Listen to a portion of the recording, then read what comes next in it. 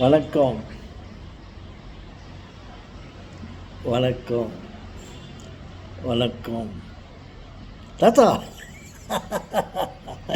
நீங்கள் ஒரு பெரிய அரசியல்வாதியாக மாறுவதற்கு வாய்ப்பு இருக்குது தாத்தா. என்ன அழகாக வணக்கம் செய்கிறீர்கள். இவைகள் எல்லாம் இந்த அரசியல்வாதிகளிடம் தான் பார்க்க முடியும். சொல்லுங்களே, நீங்கள் சொல்வதும் கரெக்டாக. ஓகே, இதோடு நின்று விடாமல் இறைவனுக்கு வணக்கம், நமக்கும் வணக்கம். நானும் கூட ராஜா தான் நாட்டு மக்களிலே. இறைவனுக்கு வணக்கம், உங்களுக்கும் வணக்கம் என்றால் என்னை பார்ப்போர் யார் இருக்கிறார்கள். அதனால செல்ஃப் சர்வீஸ், உங்களோடு எனக்கும் வணக்கம் செய்து கொள்கிறேன். இறைவனுக்கும் வணக்கம், நமக்கும் வணக்கம். எப்படி தாத்தா, உங்களுக்கு ரொம்ப ஐடியா இருக்குது தாத்தா.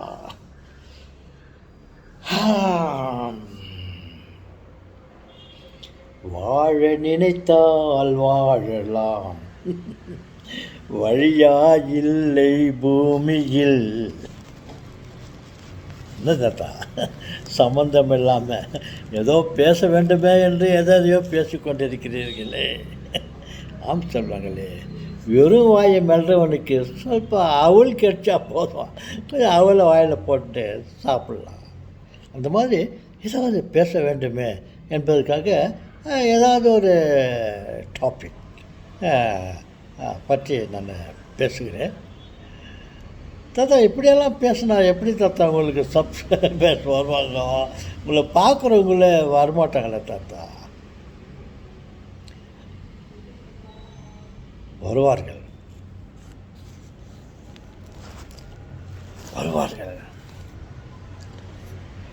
பொழுதுபோக்குவதற்காக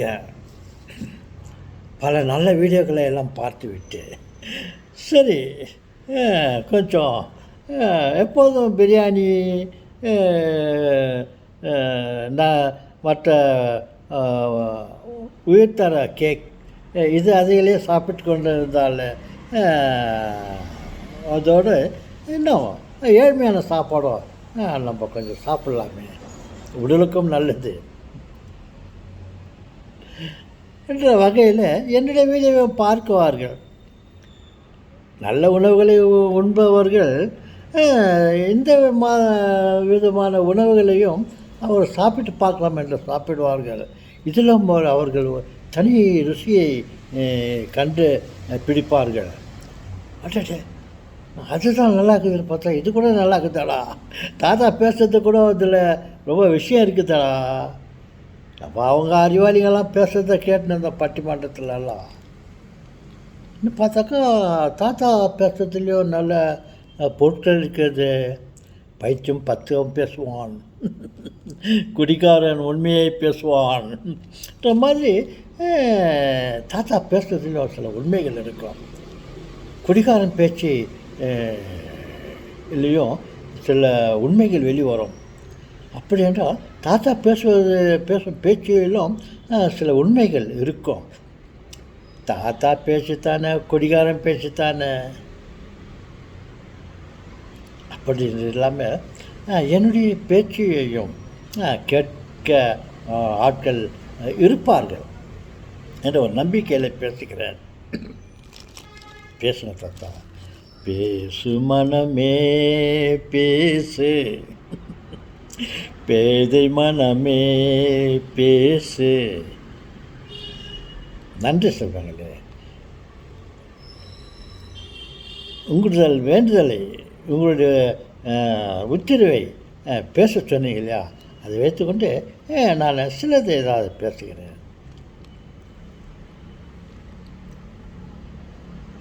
நாம் வாழ்வதற்கு வீடு வேண்டும், அது உண்மை. வாழ வேண்டுமே என்றால் வீடு இல்லை என்றாலும் நம்மால் வாழ முடியும். அது எப்படி தாத்தா? வீடு இருக்குது,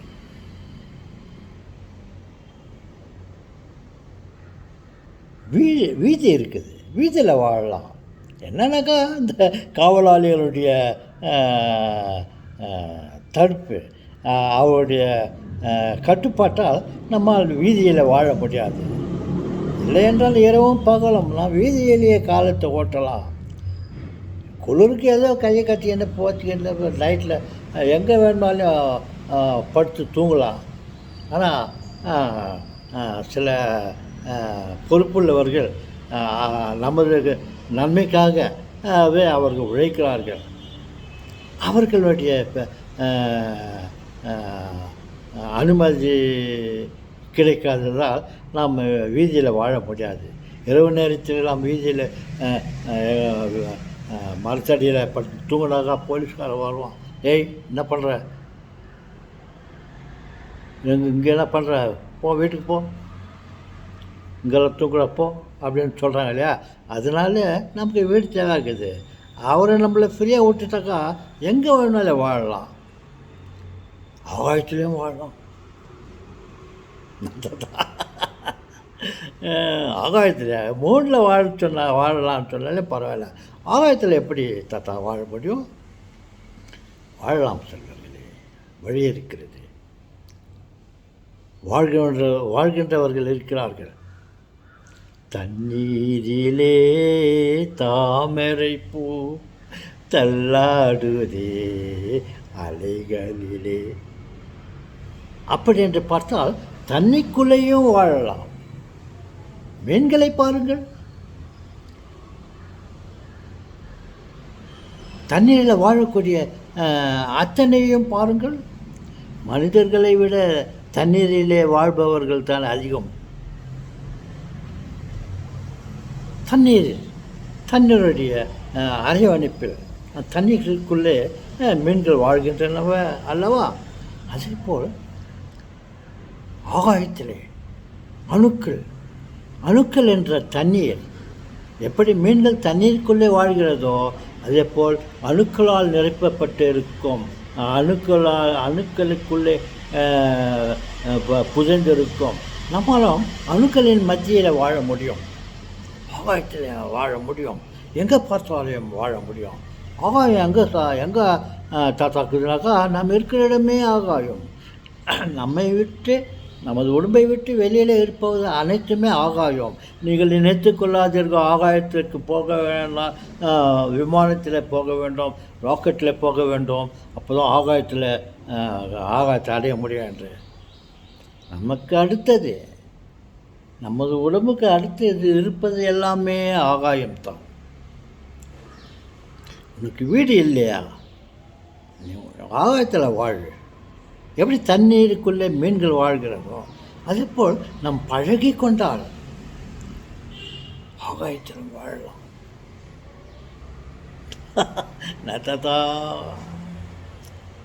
தாத்தா நீங்கள் சொல்கிறது ஆகாயத்தில் எப்படி தாத்தா வாழ முடியும்?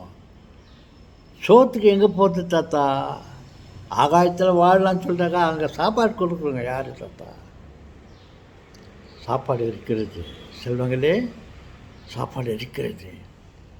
மனிதன் வாழ்வதற்கு உணவு வேண்டும். ஒரு இயந்திரம் வாழ்வதற்கு, உழைப்பதற்கு ஃபியூல், ஸ்டீம், ஃபியூல்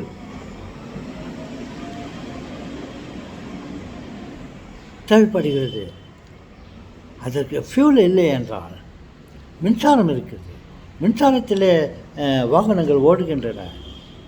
வாகனங்கள் உழைப்பதற்கு மின்சாரம் உதவுகிறது. மின்சாரமே ஆகாரமாக கிடைக்கிறது. ஒரு காரோ ஒரு எந்திரமோ இயங்க வேண்டும் என்றால் நாம் மின்சாரத்தை அதற்கு பயன்படுத்துகிறோம். அதே போல் நாம் வாழ்வதற்கு மின்சாரத்தை நாம் பயன்படுத்தலாம், மின்சாரத்தை உண்ணலாம். அது எப்படி தாத்தா மின்சாரத்தை நம்மளால் உண்ண முடியும்? காலம் மாறும், காட்சிகள் மாறும். அந்த மாதிரி நமது உடம்புக்கு தேவையான கன்வெர்ட்டர்களை பயன்படுத்தலாம். இது தாத்தாவின் கற்பனை, முற்றிலும் தவறாக இருக்கலாம். பல உதாரணங்களை சொல்லுகிறேன். உணவினால் வாழ்கின்ற மிருகங்களை பாருங்கள். எண்ணெயினால் அந்த ஃபியூலில் ஒர்க் பண்ணுற மெஷின்களை பாருங்க. அதே மெஷின்கள் ஃபியூல் இல்லைன்னாக்கா அந்த இடத்துல மின்சாரத்தை நம்ம பயன்படுத்தலாம். மின்சாரத்தில் அந்த இயந்திரங்கள் அதை நாம் இயக்க முடிகிறது.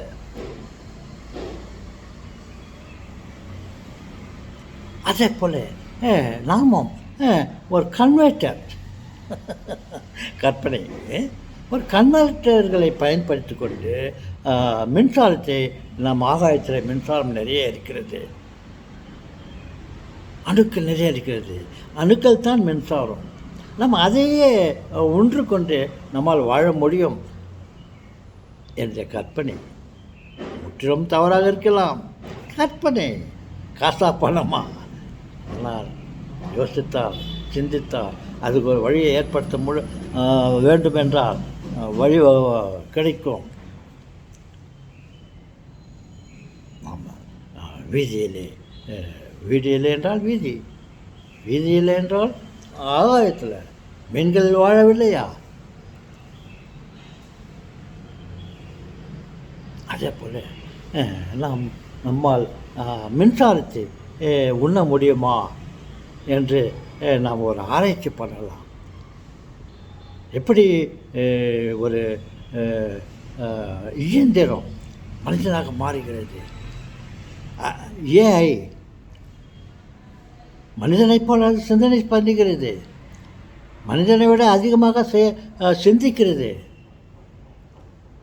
மனிதனால் தான் நாம் அதிகமாக சிந்திக்க முடியும் என்று நாம் நினைத்து கொண்டு இருந்தோம் அல்லவா? இப்போது இயந்திரமே மனிதனைப் போல் சிந்திக்கிறது. இயந்திரம் மனிதன் செய்யும் வேலையை மனிதன் சிந்திப்பதை இயந்திரம் சிந்திக்கிறது.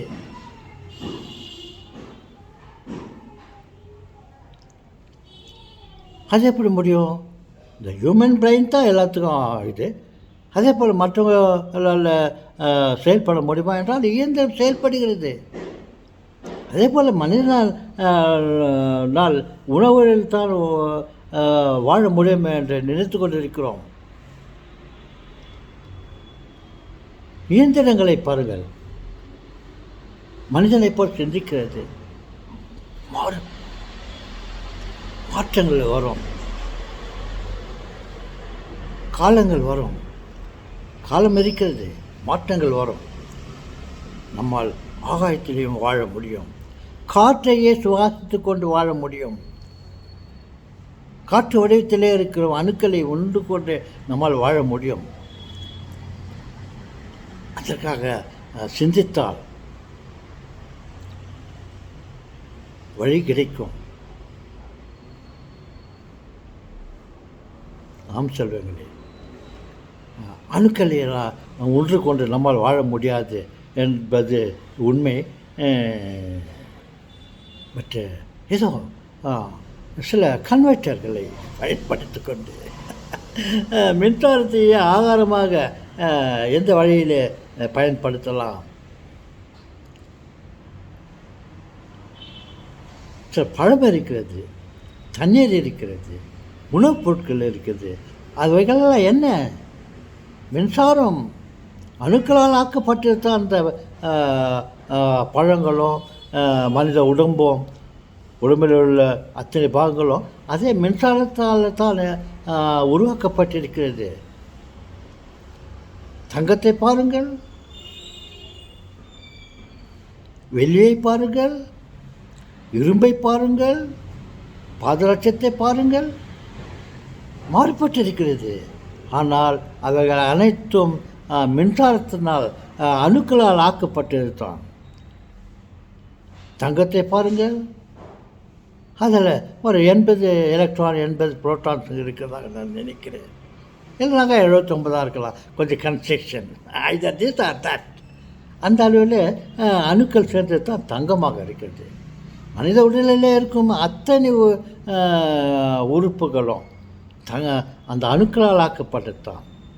அப்படி இருக்கும்போது நாம் உயிர் வாழ்வதற்கு அணுக்களை பசி தீர்ப்பதற்கு நம்ம உடலில் இயங்குவதற்கு மின்சாரத்தை நாம் பயன்படுத்தி கொண்டு நம்ம வாழலாம் என்று நான் யோசிக்கிறேன்.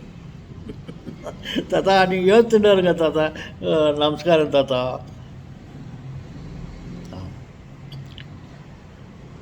உங்களுக்கு அப்படி தான் தெரியும் என் செல்வங்களே. நானும் நீங்கள் நினைப்பதை போல் தான் நினைக்கிறேன். இது எப்படி சாத்தியமாகும் என்று. சாத்தியமாகலாம். முயற்சி செய்வோம். முயற்சி திருவினையாக்கும். சாத்தியமாகவில்லை என்றால் விட்டு விடுவோம். சாத்தியமாவதற்காக நாம் நினைப்பதெல்லாம் செய்து பார்ப்போம்.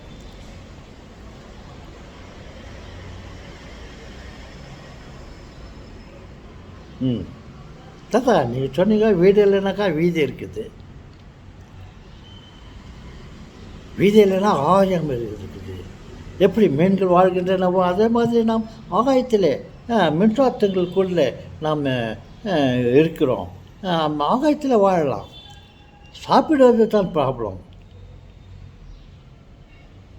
அந்த மின்சாரத்தையே பயன்படுத்தி கொண்டு நாம் வாழ்வதற்கு முடியுமா என்று சிந்தித்தால் முடியும் என்று என் கற்பனை சொல்லுகிறது. உங்கள் தாத்தா நீங்களும் உங்கள் கற்பனையும். ஓகே தாத்தா, நான் போகிறேன். நான் போய்விட்ட பிறகு நீங்கள் சிந்தியுங்கள். அதற்கு ஏதாவது ஒரு வழி இருக்கிறதா என்று யோசியுங்கள். எனக்கு இல்லை என்றாலும் உங்களுக்கு ஒரு வழி தோன்றும்.